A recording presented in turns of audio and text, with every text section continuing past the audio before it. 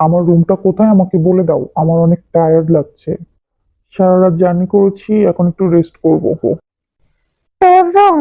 আসলে তুই তো আর থাকিস না, এই জন্য আলাদা করে তোর জন্য কোনো রুম নেই। তুই তোর ভাইয়ের রুমেই থেকে যা, ও তো একাই থাকে। আমার রুমে থাকবে মানে? কি বলছো কি মা? তুমি জানো না আমি কারোর সাথে ঘুমাতে পারি না? আমার এত ঘুমানো অভ্যাস। আকবর, একটু বোঝার চেষ্টা কর। আলির তো কোনো রুম নেই, তো তুই যদি ওর সাথে একটু ম্যানেজ করে না শোস, তাহলে কে শুবে ওর সাথে?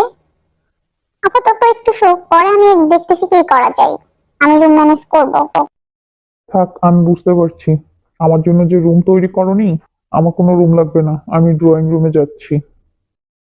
এরা তো আমারই আপনজন, তাইলেও এদেরকে এত অচেনা লাগছে কেন? আমার টাকা দিয়ে তৈরি করা বাড়িতে আমার জন্য একটা রুম রাখলো না। দম বন্ধ হয়ে আসছে, একটু বাইরে থেকে ঘুরে আসি।